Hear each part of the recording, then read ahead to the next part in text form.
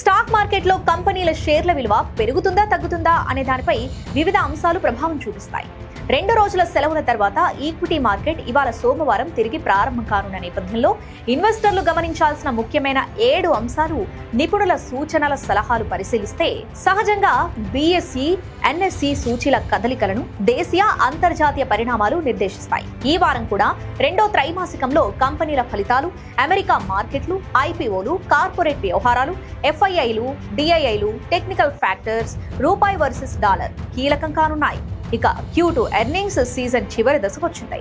Bombay stock exchange లో నమోదైన 2500కు పైగా కంపెనీలు తమ తాజా త్రైమాసిక ఫలితాలను ఈ వారం వెల్లడించనున్నాయి. యుఎస్ మార్కెట్లు గత వారాంతంలో డౌన్ కాగా ఈసారి రైజ్ అవుతాయో లేదో చూడాలి. ఈ వారం కొన్ని సంస్థలు ఎంట్రీ ఇస్తున్నాయి. వాటిపైన పెట్టుబడిదారులు ఆసక్తి నెలకొంది. 60కి పైగా సంస్థలు డివిడెండ్లు ప్రకటిస్తాయి. బోనస్లు, బైబ్యాక్లు, స్పిన్ ఆఫ్ స్టాక్ల విభజనలు ఈ వీక్ లోనే చోటు చేసుకోనున్నాయి. పోయిన వారం దేశీ మదుపరులు అమ్మకాలు జరపగా దేశీయ ఇన్వెస్టర్లు కొనుగోలు చేశారు. నిఫ్టీ సపోర్ట్ జోన్ కి చేరువలోకి వస్తుంది. ఇండియా అమెరికా వాణిజ్య చర్చలపై అనిశ్చితి కొనసాగుతూ ఉండటంతో డాలర్ కన్నా రూపాయిపైనే ఒత్తిడి పెరిగే ఛాన్స్ ఉంది.